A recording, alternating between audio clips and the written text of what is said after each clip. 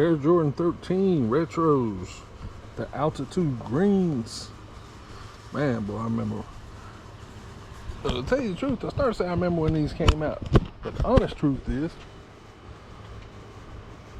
I was kind of out of the loop when these really right here when these right here came out. Man, I'm off my game again today. I'm sorry.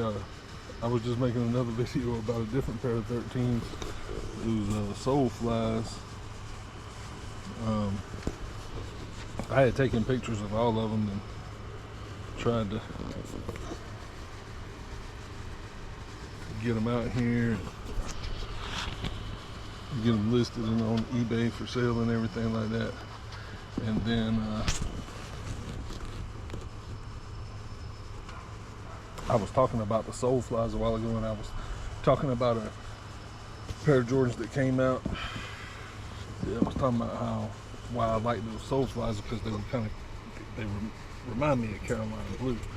And I was talking about how Chris Paul came out with some a few years back, and I don't remember what they called them, but for some reason, and I got sidetracked. Somebody was walking down the road and walking a dog, and I was looking, and I got sidetracked on what I was trying to do two things at one time or whatever, and I didn't finish what I was saying. I will, when I post that video, I'll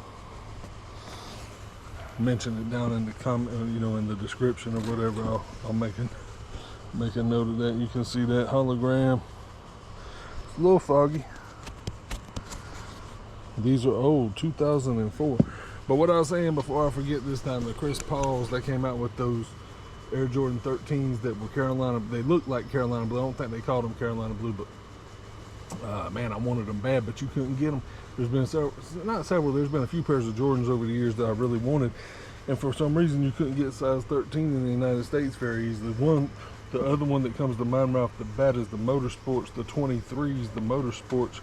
And I read about it. They said they were a quick strike release, whatever that means. I'm not a shoe head.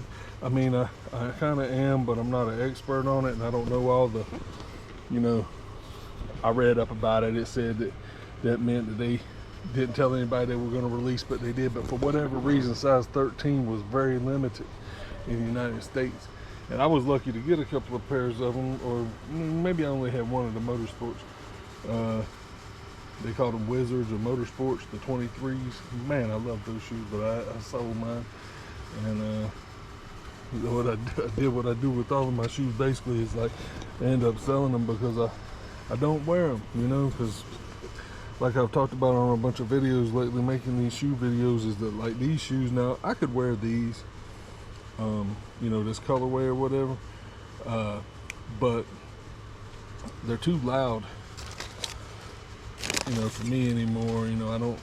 I've touched on it. If you watched any of my other shoe videos, you probably heard me talking about it already, is that I tend to stick with the 3s and 4s now, and I can't really get into these 13s like I used to. 13s, 12s, 15s. I used to love all of them. But it's starting to sprinkle, so I better get these shoes in. But yeah, Chris Paul came out with those 13s. They look like Carolina Blue, but you couldn't get them. You really couldn't get them in the United States in size 13 for some reason. You could get the black ones that were black and almost like a Carolina looking blue. But these came out in 04. There's your, well, I started to say the Jordan headbox, but no, this is after the Jordan headbox. The 20-year anniversary, 05. These were made in 04. Maybe they released in 05. Must have, if this box says 05. The date on the tag says 04.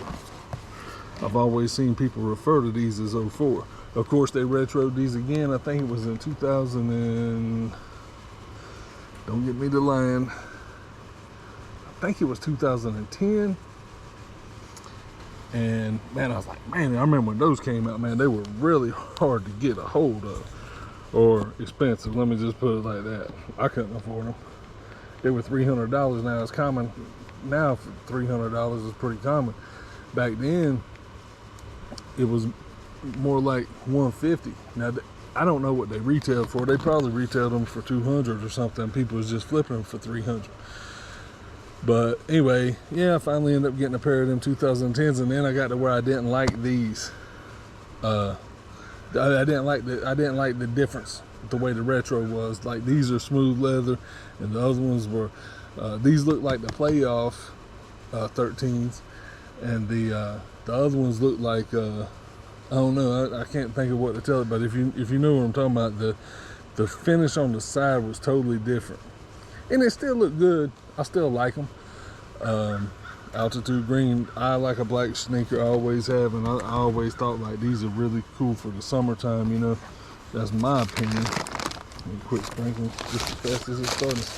But I always thought that was cool color for the summer. They had the green there, the green down here. Another one I wish they were really retro was the 14s that were green and white. They weren't an altitude green, they were more of a pine looking green. What Nike, I don't know if they called them pine, but other Nike shoes that use the pine as the colorway name, those 14s were that color. I mean, I had a pair of them too, and I don't know why they won't come back out with those again, but the ones I really wish they had retro was the 5, the University Blue 5, the black and blue, black University Blue 5s that came out in like 06. Why they don't retro those again is beyond me. But these are the altitudes. They're for sale on eBay. Keep in mind, these shoes are 20 years old. I don't see any separation, anything like that. But